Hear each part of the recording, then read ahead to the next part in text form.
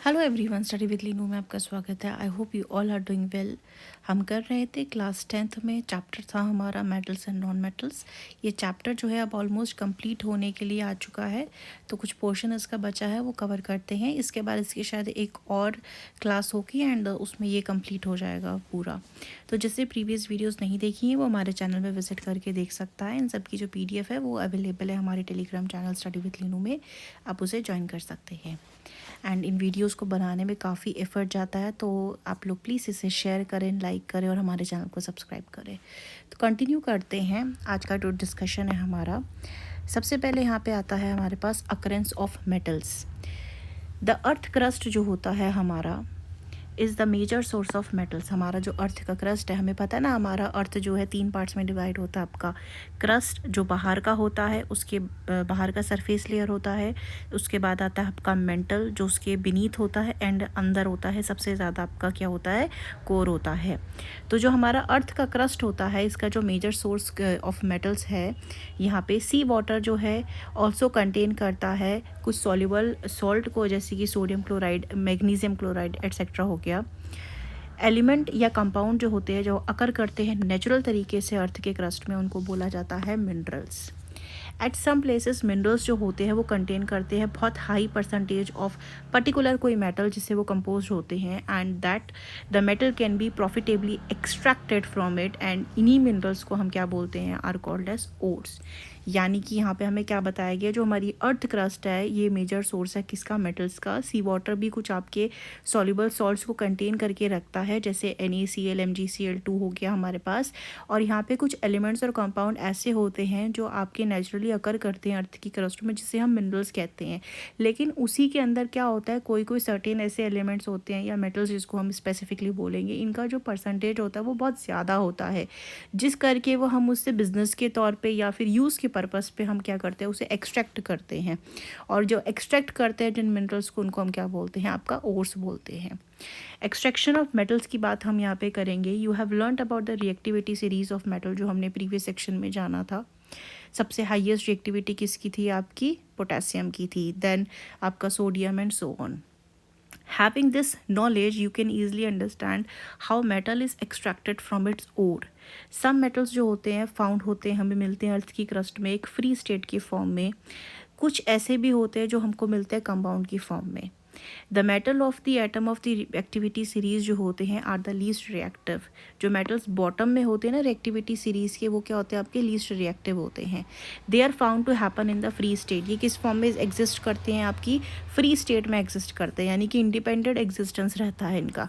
जैसे कि गोल्ड हो गया, सिल्वर हो गया, प्लैटिनम हो गया, कॉपर हो गया। यहाँ पे हमारे पास सीरीज़ भी, आप सीरीज़ में यहाँ से देख सकते हैं। जैसे कि सीरीज़ में जो ये लास्ट में आपके आ रहे हैं ना, ये लास्ट वाले सारे आते हैं, ये सब क्या है, आपके नेटिव स्टेट, यानी कि जिसमें वो होते हैं उसी की स्टेट के फॉर्म में वो प्रेजेंट होते हैं। ये रिएक्टिविटी सीरीज़ में जो आपका रिएक्टिविटी है, ये जब आप नीचे की तरफ आ रहे हैं ना, तो ये क्या हो रही है, आपकी डिक्रीज़ होती जा रही है रिएक्टिविटी जो है। ऊपर के जो आपके मेटल्स हैं ये हाईली रिएक्टिव होते हैं, और नीचे की तरफ जैसे जैसे आएंगे तो ये रिएक्टिविटी क्या होती है, आपकी डिक्रीज़ होने लग जाती है। कॉपर और सिल्वर जो होते हैं are found in the combined state as their sulphide और ऑक्साइड। अब यहाँ पे जो कॉपर और सिल्वर आ जाता है, ये इसके अलावा आपका सल्फाइड और ऑक्साइड ओर्स की फॉर्म में भी हमको मिलते हैं, लेकिन गोल्ड नहीं मिलेगा इसमें जनरली। नीचे की तरफ जितना आ जाएंगे उनका उतना इनका फाउंड होना बहुत कम हो जाता है।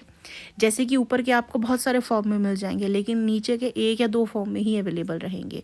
Metal of the top of the activity series, जैसे कि आपका सोडियम हो गया, पोटेशियम हो गया, कैल्शियम हो गया, मैग्नीशियम, एल्यूमिनियम हो गया, ये जो होते हैं आपको कभी भी नहीं मिलेंगे फ्री स्टेट में, एक फ्री एलिमेंट की तरह आपको कभी नहीं मिलने वाले। ये जो मेटल होते हैं आपके रिएक्टिविटी सीरीज के बीच में आते हैं, जैसे जिंक हो गया, आपका आयरन हो गया, लेड हो गया, ये आपके मॉडरेटली रिएक्टिव होते हैं।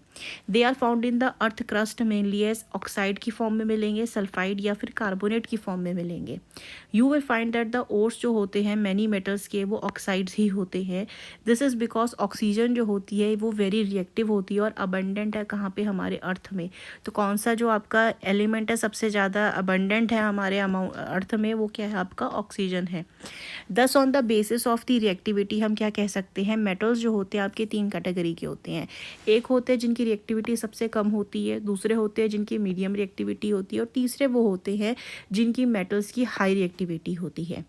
डिफरेंट टेक्निक्स यूज़ करते हैं हम ऑब्टेन करने के लिए मेटल्स को, हर एक कैटेगरी के जो हमने डिवाइड करे हैं। Several steps are involve in extraction of pure metal जो हो गया ओर से निकालने में। A summary of this step हमें दी गई है, ईच स्टेप को अब हम यहाँ पे एक्सप्लेन करते हैं। सबसे पहले देखिए हमको क्या मिला है, यहाँ पे ओर मिला है, तो कंसंट्रेशन ऑफ ओर मिला ना यहाँ पे हमें एलिमेंट्स का, मेटल्स का। अब यहाँ पे क्या है, हमने डिवाइड करा था मेटल की रिएक्टिविटी, एक हाई होती है, एक मीडियम होती है और एक लो होती है। जो हाई रिएक्टिविटी वाले होते हैं आपके, जैसे कि सोडियम हो गया, पोटेशियम, कैल्शियम हो गया, ये कैसे हम करते हैं प्योर मेटल एक्सट्रैक्ट कर दें, इलेक्ट्रोलाइसिस करते हैं यहाँ पे ऑफ मोल्टन ओर का। इनको किस सॉफ्ट सॉलिड फॉर्म में है तो मोल्टन स्टेट में ला करके इलेक्ट्रोलाइसिस में हम इनका प्योर मेटल फॉर्मेशन करवाते हैं। वहीं अगर मीडियम की बात करते हैं तो ये क्या बनाते हैं आपके, कार्बोनेट और बनाते हैं और सल्फाइड और बनाते हैं। कार्बोनेट और बनाने वालों का कैल्सिएशन होता है और सल्फाइड और बनाने की रोस्टिंग होती है। फिर दोनों को क्या होता है आपका, ऑक्साइड ऑफ मेटल से रिडक्शन होता है मेटल में, उसके बाद प्योरिफिकेशन होता है मेटल का। वहीं हम लो रिएक्टिविटी की बात करें तो ये सल्फाइड ओर्स बनाते हैं, ये रोस्टिंग होती है इनकी, मेटल बनता है और मेटल से क्या होती है फिर इनकी रिफाइनिंग होती है। तो ये स्टेप्स इन्वॉल्व होते हैं यहाँ पे क्या, जो एक्सट्रैक्शन कराते हैं मेटल्स का फ्रॉम ओर से। एनरिचमेंट ऑफ ओर की अगर यहाँ पे बात करते हैं, ओर माइंस जो होती हैं, ore mined from the earth are usually contaminated होते हैं। ये लार्ज अमाउंट ऑफ इम्प्योरिटीज़ अपने साथ कंटेन करते हैं, उनको हम क्या बोलते हैं, गैंग। ये इम्प्योरिटीज़ क्या होती है, जैसे सॉइल हो गया, सैंड हो गया, ये जो इम्प्योरिटी होती है must be removed from the ore prior to extraction of the metal. The process used for removing the gangue from the ore, या फिर जो इम्प्योरिटी को बाहर निकालने का प्रोसेस होता है, ये बेस्ड होता है on the difference between the physical या chemical properties of the gangue and the ore. Different separation की टेक्निक्स जो होती हैं एम्प्लॉय करती हैं इनको अलग करने के लिए। एक्सट्रैक्टिंग मेटल्स लो इन दी रिएक्टिविटी जो सीरीज़ है, या फिर एक्टिविटी सीरीज़ की अगर हम यहाँ पे बात करते हैं तो metals low in the activity series जो होते हैं, जैसे हमने जाना था, ये बहुत अनरिएक्टिव होते हैं। Oxides of these metals can be reduce to metals by heating alone. इसको अगर हम हीट अलोन करेंगे, सिर्फ हीट ही देते हैं, तो ये अलग रिड्यूस हो जाते हैं। एक एग्जांपल लेते हैं हम सिनेबार का। सिनेबार क्या है आपका, HGS होता है। ये क्या है, एक ओर है किसका, मरकरी का। जब इसे हीट किया जाता है एयर के प्रेजेंस में, it is first converted into mercuric oxide यानी HGO में कन्वर्ट होगा। इसके बाद मर्क्यूरिक ऑक्साइड जो होता है रिड्यूस हो जाता है किस फॉर्म में, मरकरी की फॉर्म में, जब अब इसको फर्दर हीट करते हैं। रिएक्शन की मदद से हम समझ सकते हैं यहाँ पे, जैसे हमने HGS लिया यानी कि यहाँ सिनेबार लिया है आपका, तो यहाँ पे ऑक्सीजन से रिएक्शन होती है, इसकी हीट दे रहे हैं हम, यहाँ पे ऑक्सीजन हमें एयर से मिल रही है, हीट सप्लाई हम दे रहे हैं, तो यहाँ किसका फॉर्मेशन हो रहा है, मर्क्यूरिक ऑक्साइड का फॉर्मेशन, प्लस यहाँ पे सल्फर ऑक्साइड का फॉर्मेशन हो रहा है। फर्दर हीट दिया जब हमने मर्क्यूरिक ऑक्साइड को, हीट देने से किसका फॉर्मेशन हुआ आपका, मर्क्यूरी मेटल का फॉर्मेशन हुआ। और मर्क्यूरी क्या होती है आपकी, लिक्विड होती है रूम टेम्परेचर में, इस करके यहाँ पे क्या लिखा हुआ है, लिक्विड लिखा हुआ है।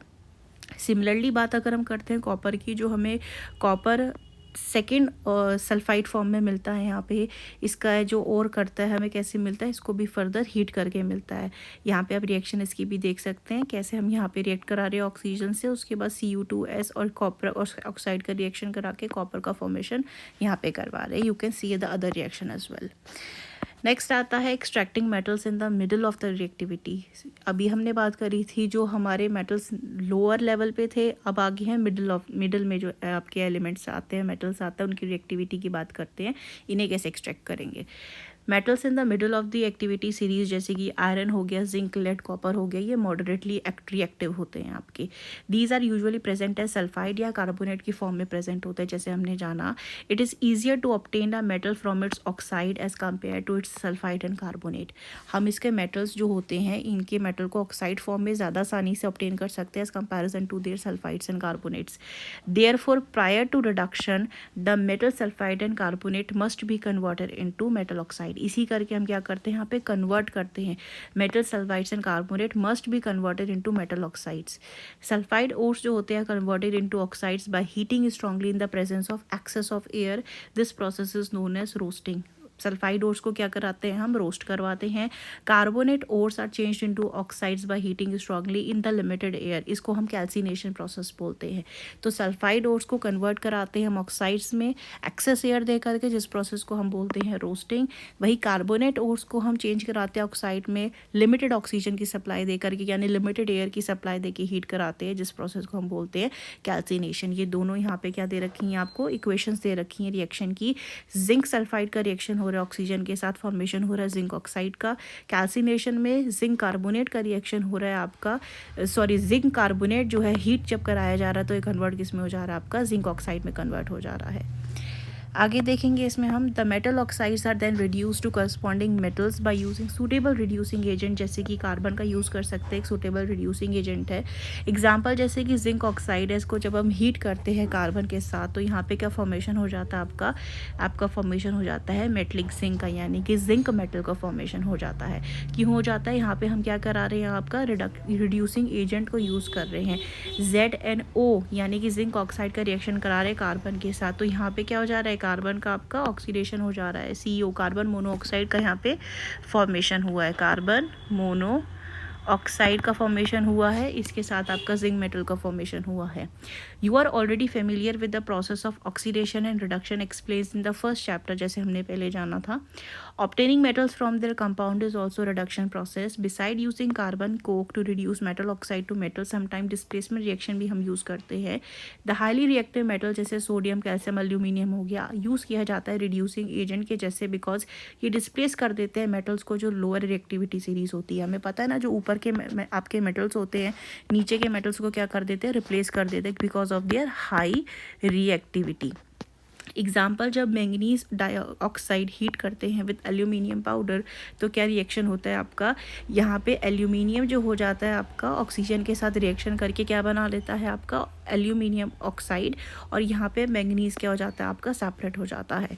Can you identify the substance that are getting oxidise and reduced, these displacement reactions are highly thermic reaction, क्योंकि यहाँ पे क्या हो रहा है, हाई अमाउंट ऑफ एनर्जी जो है, हीट जो है आपका रिलीज हो रही है। अगर यहाँ पे रिएक्शन की बात करते हैं हम, तो यहाँ पे क्या हो रहा है, मैंगनीज डाइऑक्साइड जो है ये आपका रिड्यूस हो रहा है, और यहाँ पे एल्यूमिनियम जो है वो क्या हो रहा है आपका ऑक्सीडाइज हो रहा है।